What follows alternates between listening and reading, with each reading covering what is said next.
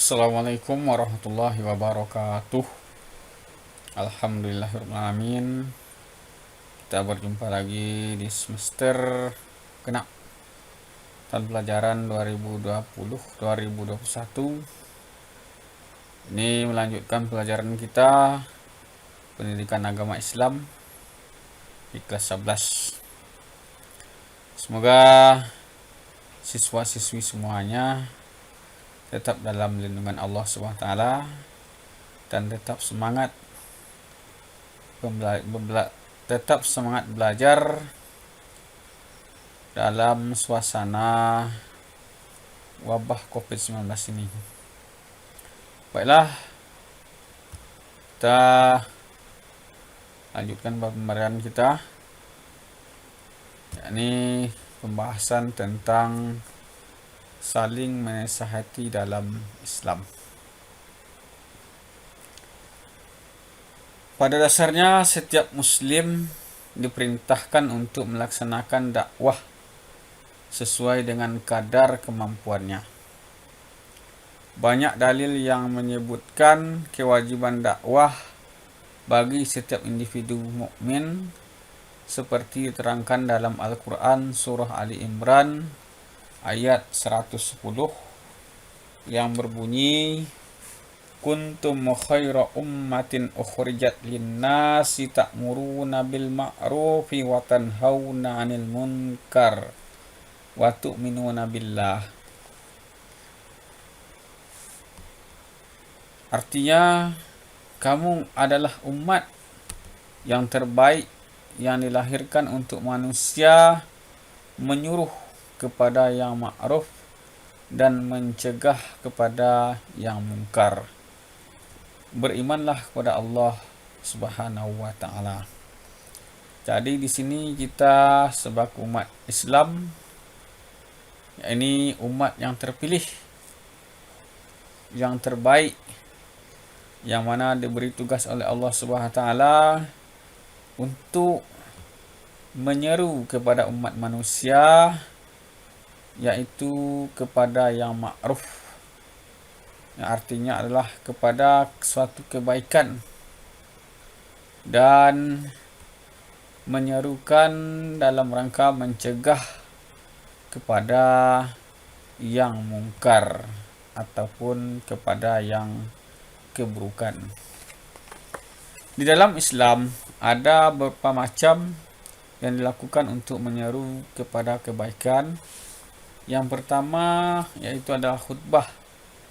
Yang kedua adalah tabligh. Yang ketiga adalah dakwah. Baiklah, di sini kita akan membahas tentang khutbah. Khutbah adalah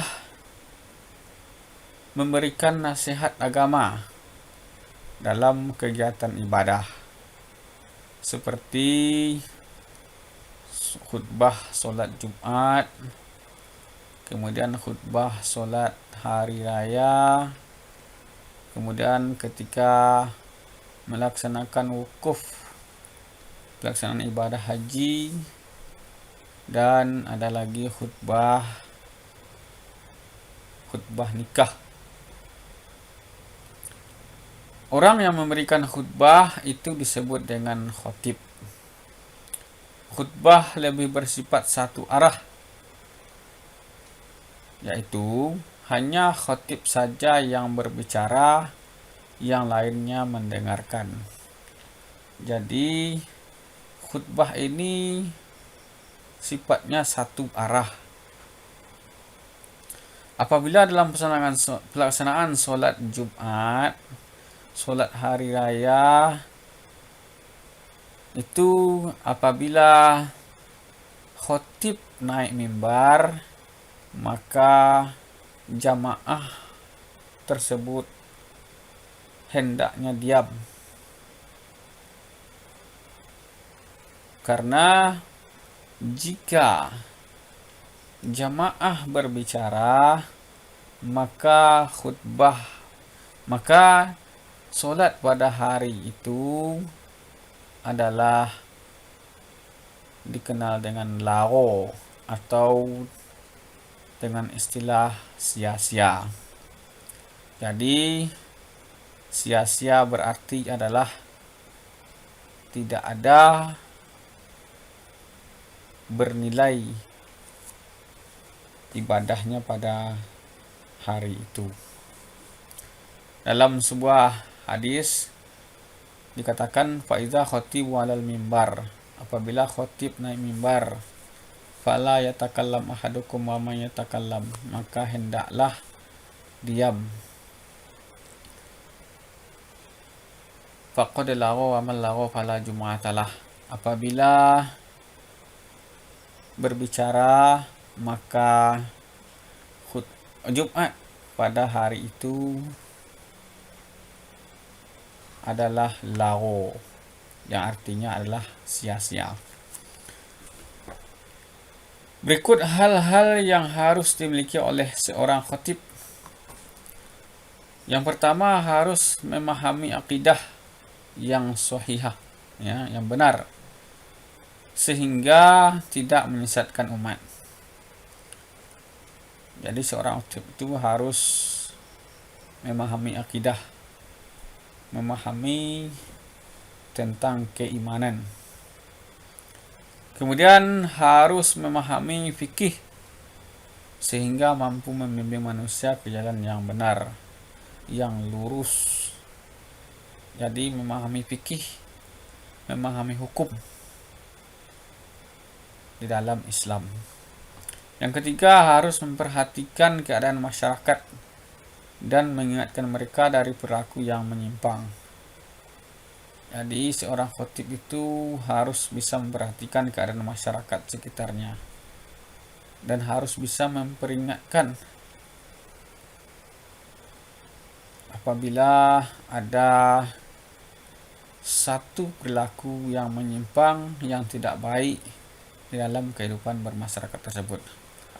Yang kemudian harus bisa menjadi contoh kepada masyarakat karena dia adalah seorang panutan. Jadi seorang khatib itu adalah sebagai contoh di dalam kehidupan bermasyarakat. Kemudian yang kedua, tabligh.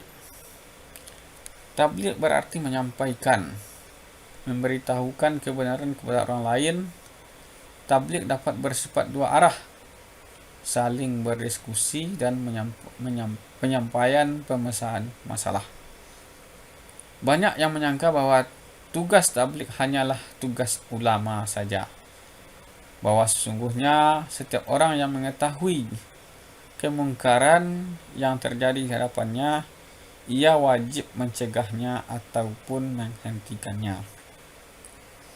Adapun mencegah kemungkaran itu adalah dengan tangannya, atau apabila dia memiliki suatu kekuasaan. Yang kedua, dicegah dengan mulutnya, yaitu dengan nasihat, atau dengan hatinya, yaitu bahwa dia tidak ikut dalam kemungkaran tersebut. Jadi tabligh itu adalah menyampaikan hal-hal kebaikan kepada umat manusia. Kemudian yang ketiga adalah dakwah. Dakwah berarti memanggil, menyeru, mengajak orang lain akan sesuatu hal untuk berbuat baik dan mencegah berbuat buruk. Setiap dakwah hendaknya bertujuan untuk mewujudkan kebahagiaan dan kesejahteraan hidup di dunia dan di akhirat. Setelah itu dengan berdakwah kita akan mendapatkan ridho dari Allah Subhanahu wa taala. Nabi Muhammad SAW mencontohkan dakwah kepada umatnya melalui lisan, tulisan, dan perbuatan.